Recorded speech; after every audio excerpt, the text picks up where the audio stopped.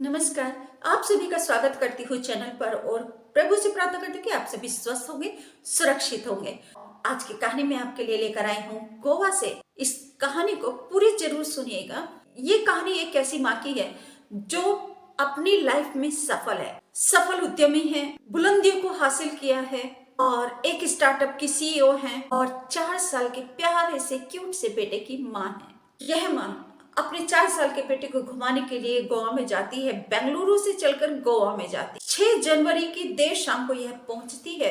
गोवा के कैंडोलिम एरिया के service apartment में यह एंट्री करती है। होटल है सोल बेन्यान ग्रैंड के रूम नंबर 404 में यह ठहरती है।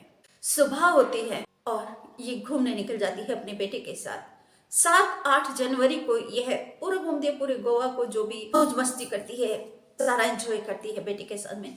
परंतु 8 जनवरी को जब ये होटल में वापस आ जाती है तो रात के देर रात लगभग 10 बजे के आसपास ये अपने स्टाफ को बोलती है कि उसे बेंगलुरु वापस जाना है और उसके लिए गाड़ी की व्यवस्था कर दें।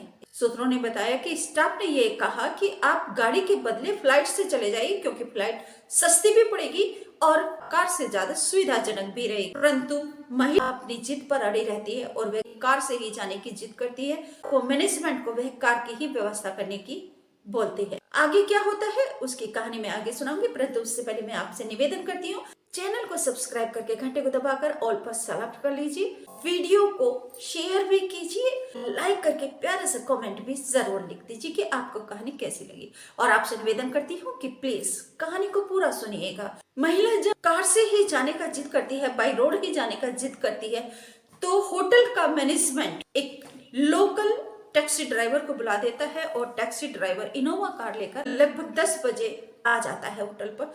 महिला अपना बैग उठाती है, चेकआउट करती है और चल देती है। जब महिला चेकआउट करती है तो होटल का स्टाफ याद दिलाता है कि मैम आपका बेटा। इस पर महिला कहती है कि बेटा मेरा रिश्तेदारों के घर पर है, वह बाद में आएगा, अभी मैं जा रही हूँ। और महिला अपना सूटकेस लेकर, लगेज लेकर वह गाड़ी में बैठ जाती है और फुर हो जाती है बेंगलुरु के लिए। कोई बात नहीं। 9 जनवरी होती है, आप सुबह होती है सोमवार को। सुबह होने पर लगभग 11 बजे के आसपास महिला क्यों कार से गई है इस बात का खुलासा होता है।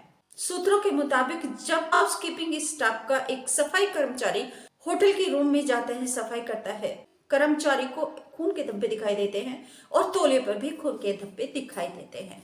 सफाई कर्मचारी डर जाता है और वह आकर स्टाफ से सारी बात बताता है। स्टाफ फिर मैनेजर को बताते हैं और मैनेजर तुरंत केलंगुट पुलिस स्टेशन को फोन करते हैं, पुलिस को बुलाते हैं। सूत्रों के मुताबिक केलंगुट पुलिस स्टेशन के इंस्पेक्टर परेश नाइक आते हैं और जांच पड़ताल वहां पे करते हैं तो वे खून के धब्बे देखते हैं।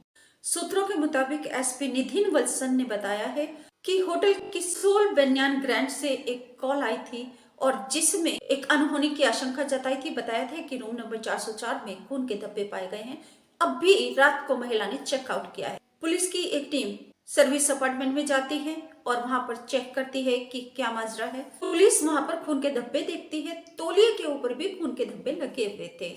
तो इसको भी किसी अनहोनी की आशंका होती है और पुलिस पे सीसीटीवी फुटेज चेक करती है। फुटेज में पुलिस ने पाया कि जो महिला थी 4 साल के बेटे के साथ आई थी, वह बेटे के साथ आई हुई थी लेकिन गई थी अकेली। जाते समय महिला के साथ बेटा नहीं था और जब वह 8 तारीख को शाम को घूमने के बाद होटल में एंट्री किए थे तो तब भी उसके साथ बेटा था, जबकि वो स्टाफ से बोलकर गई थी कि बेटा किसी मेरे रिश्तेदार के घर पर है, बेटा रिश्तेदार के घर पर है, लेकिन सीसीटीवी फुटेज में बेटा साथ में है आते हुए और जाते हुए बेटा नहीं है।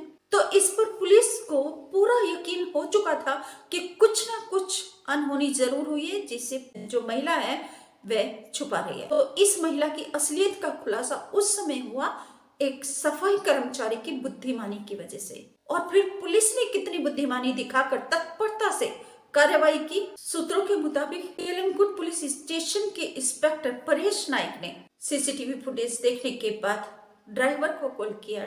स्टाफ से ड्राइवर का नंबर ले लिया और ड्राइवर को जब कॉल किया तो ड्राइवर से पूछा भाई कहाँ पर है, तो ड्राइवर ने बताया कि वह 350 किलोमीटर का सफर तय कर चुके हैं और अभी केवल 200 किलोमीटर का सफर करना बाकी है।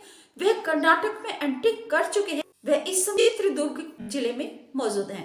इंस्पेक्टर ने ड्राइवर से कहा कि सूचना सेठ से बात करा। सूचना सेठ से इंस्पेक्टर बात करता है तो इंस्पेक्टर परेश नाइक सूचना से उसके बेटे के बारे में पूछते हैं तो सूचना बोलती है कि मेरा बेटा मेरे एक दोस्त के घर पर है, वह बाद में आएगा।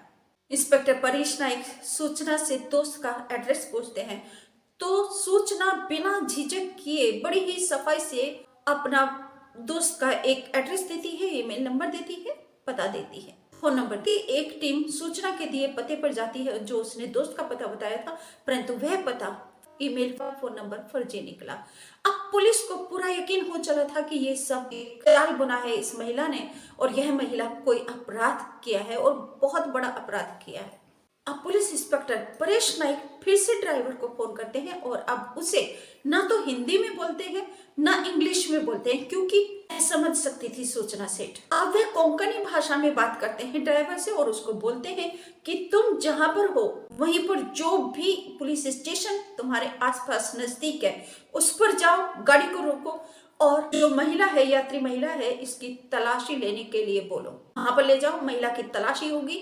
पुलिस इंस्पेक्टर के निर्देशानुसार ड्राइवर ऐसा ही करता है। इंस्पेक्टर के निर्देश पर यात्री महिला को भनक तक नहीं लगने देता कि क्या हुआ और वह चित्रदुर्ग में एमंगलम पुलिस स्टेशन में लेकर जाता है।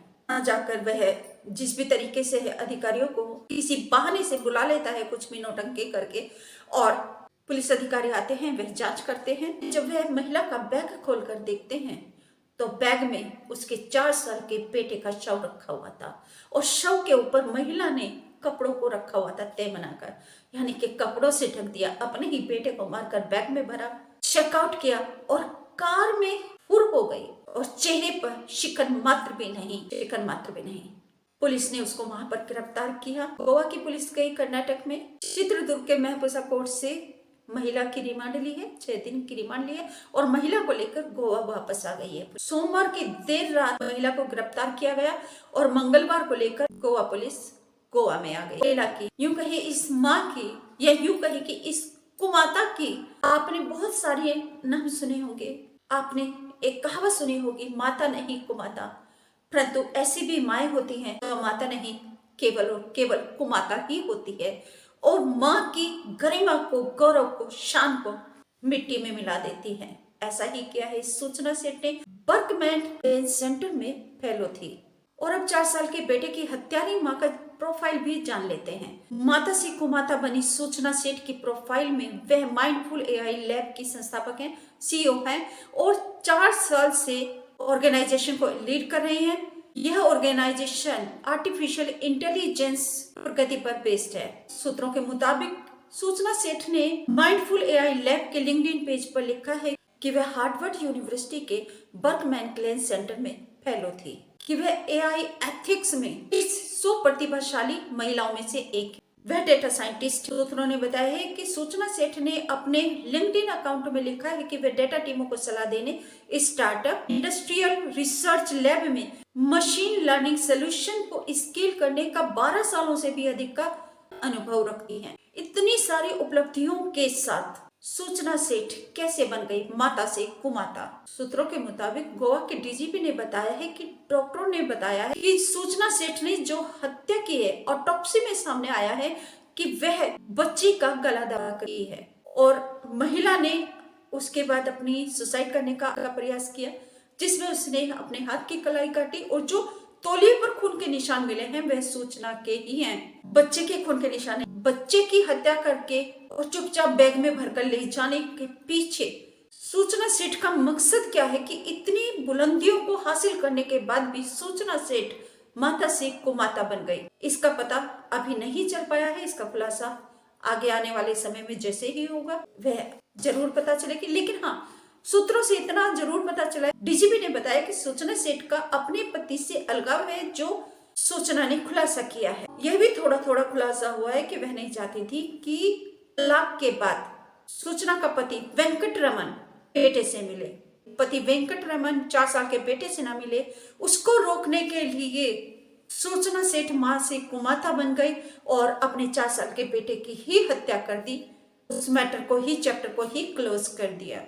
सूत्रों के मुताबिक सूचना सेठ की शादी को 14 वर्ष हो चुके हैं। 2010 में शादी हुई थी, 2019 में बेटा हुआ और 2020 में सूचना सेठ और पति वेंकट रमन का तलाक हो गया। झगड़ा हुआ 2020 में और उसके बाद इन दोनों का अलगाव की कार्यवाही शुरू हो गई। अदालत ने कहा था कि हर रविवार को पिता वेंकट रमन अपने 4 साल के बेटे से मिल सकता है। सूचना सेठ नहीं चाहती थी कि पति वेंकट रमन बेटे से मिले। आगे कार्यवाही में क्या सामने आता है, पुलिस रिमांड में क्या सामने आता है, वह जो भी होगा आपको अपडेट जरूर दूंगी। आपसे पुनः निवेदन करती हूँ कि अगर चैनल आपने अभी तक सब्सक्राइब नहीं किया तो प्लीज जल्दी से सब्सक्राइब करके घंटे को दबाकर ऑल पे सेलेक्ट कर लीजिए। कहानी आपको कैसी लगी कमेंट करके जरूर तो बता दीजिए। मैं आगे बढ़ती रहूंगी, आपकी प्रेरणा मुझे मिलती रहेगी, मैं आगे चलती रहूंगी। नमस्कार, थैंक यू।